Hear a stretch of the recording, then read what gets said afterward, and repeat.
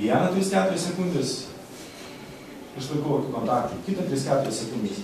Aš pasakoju žmonėms, pasakoju mokytojams. Esmę mano kalbos sudedu į akių kontaktą.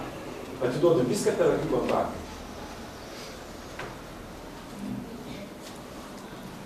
Ir dar jeigu gebėsit pauzės padaryti, vis bus nulikama. Jūs galite prikaustyti mokytoją prie kėdės. Kažkas man skambina, žinau, kas skambina, paėmė telefoną, matau, kas skambina.